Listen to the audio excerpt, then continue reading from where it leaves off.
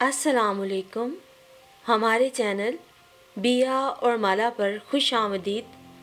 اگر آپ ہمارے اس چینل پر پہلی دفعہ آئے ہیں یا آپ نے ابھی تک سبسکرائب نہیں کیا تو بیا اور مالا کو سبسکرائب کرنا اور بیل آئیکن پریس کرنا ہرگز نہ بھولیں. جنت خاتون ابا میاں شروع ہو گئے تھے. آپا نے اپنے سب سے بڑے بیٹے حامد کے لیے نور کا ہاتھ مانگا ہے. ابا میاں نے بغیر کسی تمہید کے ہی اماں کے سر پہ گویا بم پھوڑ دیا تھا. وہ پھٹی ہوئی بے یقین آنکھوں سے انہیں دیکھنے لگی جیسے انہیں اپنے شوہر کی بات سمجھنے میں غلطی ہوئی ہو. ان کا دل کسی انہونی کے احساس سے کانپنے لگا. وہ اپنی گھبراہٹ پر قابو پانے کے لیے جلدی سے چارپائی پر ٹک گئیں. پھر آپ نے کیا کہا؟ اماں نے چند لمحوں خود پر قابو پایا. ان کا دل شدت سے یہ دعا کر رہا تھا کہ آج ان کے شوہر کا جواب وہ نہ ہو جو ان کے دل میں ناگ بن کے سرسرانے لگا تھا. کہنا کیا تھا؟ وہ میری بڑی بہن ہے، میں ان کا کہا ٹال تو نہیں سکتا، اس لیے میں نے اپنی رضامندی دے دی ہے. اب وہ کسی روز خاندان کے بڑوں کو لے کر آ کر باقاعدہ منگنی کریں گی. وہ یوں پرسکون تھے جیسے انہوں نے اپنی بیٹی کے لیے کوئی ہیرا سپت لڑکا پسند کیا ہو. ان کی بات سن کر اماں کو سمجھ آیا کہ پھپھو آج واپسی پر اتنی خوش کیوں تھیں. انہوں نے اکیلے ہی اتنا بڑا مگر غلط فیصلہ لے لیا تھا. اماں کی تو جان پہ بن آئی تھی. یہ کیا کہہ رہے ہیں آپ؟ ایسا کیسے ہو سکتا ہے؟ ابا میاں کی بات کے جواب میں اماں جیسے ہکلا کے رہ گئیں. کیا مطلب؟ ابا نے تیوری چڑھا کر اماں کو ان کی اوقات یاد دلائی. ان کے اس انداز پر اماں کا دل ڈوب کر ابھرا، لیکن انہوں نے دو ٹوک بات کرنے کا فیصلہ کر لیا. ساری زندگی وہ اپنے حق سے دستبردار ہوتی آئی تھیں، لیکن یہ ان کی لاڈلی کی زندگی کا معاملہ تھا. وہ کیسے خاموش رہتی؟ آپ حامد کے بارے میں سب کچھ تفصیلاً جانتے ہیں، پھر بھی آپ نے آپا کو ہاں میں جواب دے دیا. نور آپ کی بیٹی ہے، اس کو کیوں قربان کرنا چاہتے ہیں؟ اماں نے دھیرے سے کہہ کر ابا میاں کے دل میں گویا بیٹی کی محبت جگانے کی کوشش کی. ہاں پھر بھی تمہیں کیا تکلیف ہے؟ وہ جیسے ہلکے سے گر رہا ہے. انہیں اس معاملے میں اماں کا بولنا ایک آنکھ نہ بھایا تھا. ان کا خیال تھا کہ وہ ان کے ہر فیصلے کی طرح یہ فیصلہ بھی چون چرا کیے بغیر خاموشی سے قبول کر لیں گی. مجھے تکلیف کیوں نہیں ہوگی؟ نور میری بیٹی ہے اور میں اس کے ساتھ کچھ بھی غلط نہیں ہونے دوں گی، اماں نے ٹھنڈے ٹھار لہجے میں کہا. حالانکہ اس بات نے ان کے اندر آگ لگا دی تھی، ایسی آگ جس نے چند لمحوں کے لیے ان کے دل کو راکھ میں بدل دیا تھا اور ابا میاں کے خوف کو بھی جلا کے راکھ کر دیا تھا. کیا کر لو گی تم بدبخت عورت؟ تم سب کو میرا فیصلہ ماننا پڑے گا، ورنہ میں تمہیں طلاق دے کر تمہاری لاڑیوں سمیت باہر نکال کروں گا. پھر تم ان کو لے کر جہاں چاہے دفان ہو جانا اور اپنی مرضیاں کرتی رہنا، میں پلٹ کر دیکھوں گا بھی نہیں. وہ اماں کی اس کمزوری کو اچھی طرح جانتے تھے اور بوقت ضرورت اس کا خوب استعمال کرتے تھے. ابا میاں کی اس دھمکی پر اماں خاموش ہو گئی اور ان کی آنکھوں سے آنسو بہہ نکلے. انہوں نے 22-23 سال اس شخص کی سنگت میں گزارے تھے اور ان کے ساتھ گزارا ہوا ہر لمحہ انہیں ایک آزمائش لگا تھا. ہر بار انہیں لگتا اب اس سے بڑی آزمائش اور کیا ہوگی، لیکن پھر کوئی ایسی بات ان کے سامنے آزمائش بن کر یوں کھڑی ہو جاتی جیسے ان سے کہہ رہی ہو ایسی ہوتی ہے بڑی آزمائش. ابا میاں ان پر فاتحانہ سی نظر ڈال کر کمبل جھاڑنے لگے اور ان کے کمرے کے باہر دروازے سے لگ کے کھڑی نور جیسے سن سی ہو گئی. وہ اپنی کتاب لینے برآمدے میں آئی تھی کہ اماں اور ابا میاں کے کمرے سے آتی آوازوں پہ وہیں ٹھہر گئی، پھر اپنا نام سن کر دروازے کے قریب آ گئی. وہ خاموشی سے کمرے میں آ کر اپنی چارپائی پہ لیٹ گئی. جب کسی کروٹ چین نہ آیا تو وہ اپنی کاپی اور قلم اٹھا کر دل کی بھڑاس نکالنے لگی. یہ اس کی عادت تھی، جب بھی پریشان ہوتی اپنی اس کاپی پر اپنا حال دل تحریر کر دیتی. اگلی صبح اماں کی آنکھیں رونے اور رت جگہ کی وجہ سے سوجی ہوئی تھی. نورالعین نے ان کی طرف دیکھا. اس کے دیکھنے پر اماں نے نظریں چرا لیں. اماں آپ کی طبیعت ٹھیک ہے؟ وہ آگے بڑھی. انہوں نے ڈبڈبائی ہوئی آنکھوں سے اسے دیکھا. اماں آپ رو کیوں رہی ہیں؟ اس نے رندھے ہوئے گلے سے پوچھا. بیٹا تم ناشتہ بنا لو، میری طبیعت اچھی نہیں ہے، میں تھوڑی دیر اور لیٹوں گی. अम्मा ये कहकर वहीं से कमरे की तरफ मुड़ गई। वो नहीं चाहती थी कि बच्चियों के सामने यूं बिखर जाएं। सुबह अब्बा मियाँ अपनी फतह के जश्न के तौर पर अपनी दोनों बेटियों हीरा और मासूमा को स्कूल छोड़ने के लिए अपने साथ ले गए थे। ऐसा कभी कभार होता था कि अब्बा मियाँ उन बहनों को कहीं आने जाने की जिम्मेदारी उठाएं।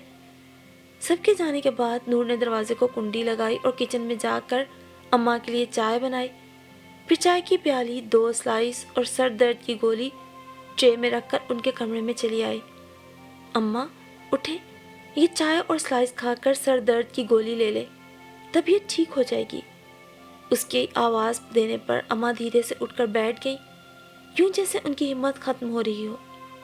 अम्मा बताएं ना, फूफो इस दफ़ा कौन सा नया शोशा छोड़ कर गई हैं जो आप इतनी परेशान हो रही हैं? अम्मा उसकी बात का जवाब देने की बजाय चाय से उठती भाप को देखती रहीं। आप नहीं बताना चाहती तो कोई बात नहीं, मैं बता दूं कि आप क्यों परेशान हैं। नूर ने अम्मा को नज़रों की जद पे रखकर कहा। उसकी बात पर उन्होंने चौंक कर उसकी तरफ देखा। अम्मा प्लीज़ अब्बा को ऐसा करने से रोकें, दूसरी सूरत में मैं तो जीते जी घुट घुट के मर जाऊंगी। नूर जो पूरी रात खुद को संभाले हुए थी, अम्मा के सामने बिखर गई। ना मेरी बच्ची ना, मेरे जीते जी कोई तुम लोगों का बाल भी बेका नहीं कर सकता, चाहे इस उम्र में मुझे बेघर होने का दुख ही क्यों ना उठाना पड़े। अम्मा ने उसे खुद में समेट कर तसल्ली दी। फूफो की औलादों में सबसे बड़ा और सबसे बिगड़ा हुआ था हामिद, और उसकी फितरत कोई ढकी छुपी भी नहीं थी।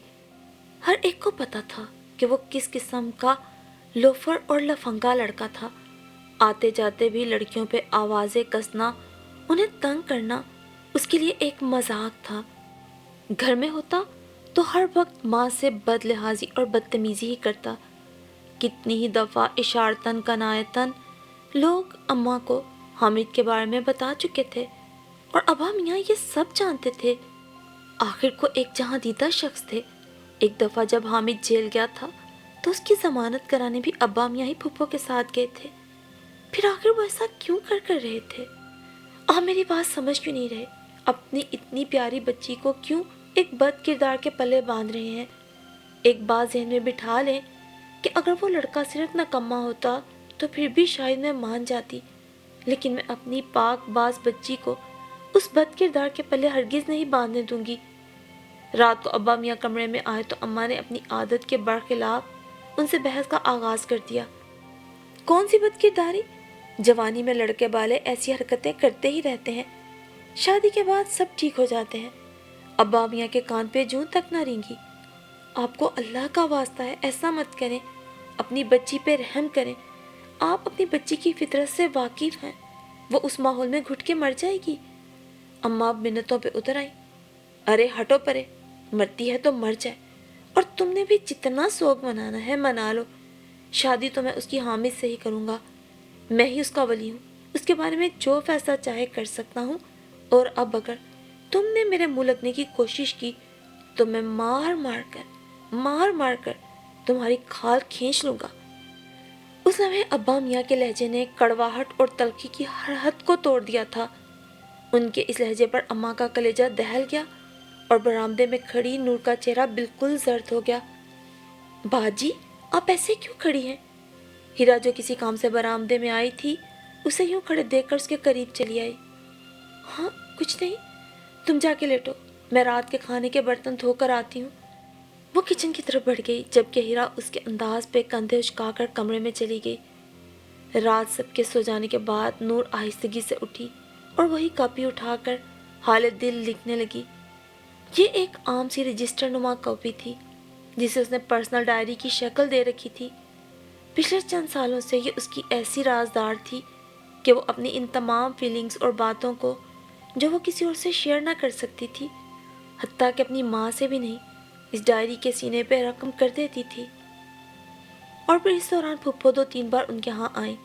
उनका रवैया अम्मा और उन तीनों बहनों के साथ पहले से बढ़कर तौहीन आमेज हो गया था।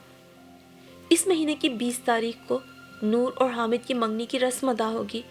तुम्हें जो तैयारियां करनी है कर लो। अब्बा मियाँ ने 15 रोज बाद बाकायदा मंगनी करने का फैसला सुना दिया। अम्मा उनके इस संग दिलाना फैसले पर घंटों रोती रही।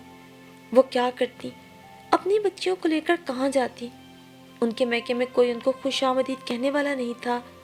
ان کو کچھ سمجھ نہیں آ رہا تھا کہ وہ اپنی بچی کو اس ظلم سے کیسے بچائیں۔ شدید حبس سے ہر چیز کا دم گویا اس کے سینے میں گھٹ گیا تھا۔ ماحول پر عجیب سی ویرانی چھائی ہوئی تھی۔ نور صحن میں بچھی چارپائی پر خاموش بیٹھی ہوئی تھی۔ اس نے اپنے گھٹنے سینے سے لگا کر اپنا چہرہ ان پہ ٹکا رکھا تھا، ارد گرد سے بے نیاز کسی گہری سوچ میں گم تھی۔ نور، میرے بیٹے، اتنی خاموش کیوں ہو گئی ہو؟ اماں اسے گلے لگا کے رو دی۔ اس فیصلے کے بعد نور کو جیسے بالکل چپ لگ گئی تھی۔ میری خاموشی مسلسل کو ایک مسلسل گلاس سمجھ لیجئے۔ نور خاموش تھی، مگر جون ایلیٹ کا یہ شعر اس وقت اسے اپنے حسب حال لگ رہا تھا۔ مجھے معاف کر دینا میری بچی، میں چاہتے ہوئے بھی تمہارے لیے کچھ نہ کر سکی۔ اماں کو اپنی بے بسی کا احساس رہ رہ کے رلاتا۔ ان کا بس چلتا تو وہ اپنی جان دے دیتی، مگر نور پہ آنچ نہ آنے دیتی۔ کوئی بات نہیں اماں، کچھ نہ کر سکنا صرف ہمارے لیے ہے، مگر وہ اللہ تو سب کچھ کر سکتا ہے نا۔ نور کی آنکھوں میں ایک نئی سی چمک تھی، یوں جیسے اس کا مسئلہ واقعی حل ہو گیا ہو۔ اماں بھی بے خودی سے اسے تکے گئیں۔ پھر نور کی منگنی ہونے میں صرف 5 دن رہ گئے تھے۔ نہ جانے شدید ذہنی دباؤ اور پریشانی تھی یا کیا کہ نور کو شدید بخار نے آ لیا۔ شام تک یہ حالت ہو گئی کہ تقریباً بے ہوش تھی۔ اماں پریشانی سے ادموئی ہو جا رہی تھی۔ اٹھ میری بچی، یہ دوا کھا لے۔ انہوں نے اسے سہارے سے اٹھایا۔ نور نے بمشکل دوا نکلی اور بے دم سی ہو کے گر پڑی۔ آج تیسرا دن تھا۔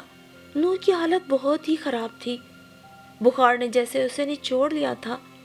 اماں محلے کے ڈاکٹر سے دوا دارو کروا رہی تھی۔ اماں، آپ بھی ٹھیک تو ہو جائیں گی نا؟ نور کی دونوں چھوٹی بہنیں دہل دہل کر پوچھتیں۔ وہ چھوٹی تھی مگر نور کی بگڑتی حالت کو دیکھ کر بھی ہولنے لگتی تھی۔ اماں بے بسی سے رو دیتی، جانتی تھی کہ ان کی بیٹی کو کون سا روگ بخار بن کے چمٹ گیا ہے۔ آپ اپنے فیصلے پہ نظر ثانی کر لیں۔ 3 دن سے میری بچی بخار میں پھنک رہی ہے۔ اللہ کے لیے ہم پہ رحم کریں، کیوں اتنی سخت دلی دکھا رہے ہیں؟ بلاخر اماں نے ابا میاں کے سامنے روتے ہوئے ہاتھ جوڑ دیے۔ جاؤ، تم جا کر کوئی کام کرو، میرا نہ بے وجہ سر نہ کھاؤ، موسمی بخار ہے، اتر جائے گا۔ ابا میاں نے بے پرواہی سے جواب دیا۔ آپ کو شاید ان بچوں کے جینے مرنے سے نا کوئی فرق ہی نہیں پڑے گا، لیکن میری تو ان میں جان ہے۔ آپ ایک دفعہ چل کے اس کی حالت تو دیکھیں۔ اماں ان کے سامنے گڑ گڑانے لگی۔ ابا میاں نے کبھی ان بچیوں کو اپنے قریب نہیں ہونے دیا تھا، لیکن آج نہ جانے اماں کے لہجے میں ایسا کیا تھا کہ لمحے بھر کو ان کا دل ڈولا تھا۔ اس سے پہلے کہ وہ اپنی اس کیفیت سے باہر نکلتے، ہیرا دوڑی چلی آئی۔ اماں، اماں دیکھیں، باجی کو کیا ہو گیا؟ وہ دروازے سے ہی واپس پلٹ گئی۔ الہی خیر! اماں سینے پہ ہاتھ رکھ کے اس کے پیچھے لپکی۔ نہ جانے کون سی طاقت تھی جس نے اس وقت ابا میاں کو اماں کے پیچھے نور کے پاس جانے پہ مجبور کر دیا۔ انہوں نے ہوش و خرد سے بیگانہ نور کو دیکھا، جس کے منہ سے بخار کی شدت سے جھاگ بہ رہی تھی۔ وہ یوں سانس لے رہی تھی جیسے موت اس کی آخری سانسوں سے الجھ رہی ہو۔ وہ بے ساختہ اس کی چارپائی کے قریب آئے۔ اس کی حالت دیکھ کر یکدم انہیں ایسا لگا جیسے کسی نے ان کے دل کو مٹھی میں لے کے مسل ڈالا ہو۔ نورالعین، آنکھیں کھولو۔ انہوں نے اس کے گال تھپ تھپانے کے لیے اس کے گال کو چھوا، لیکن بخار کی شدت انہیں اپنا ہاتھ واپس کھینچنے پہ مجبور کر گئی۔ تم ٹھہرو، میں سواری کا بندوبست کرتا ہوں، پھر اسے اسپتال لے کر چلتے ہیں۔ ابا میاں تیزی سے باہر نکل گئے۔ نہ جانے وہ کون سا جذبہ تھا جو ابا میاں سے یہ سب کروا رہا تھا۔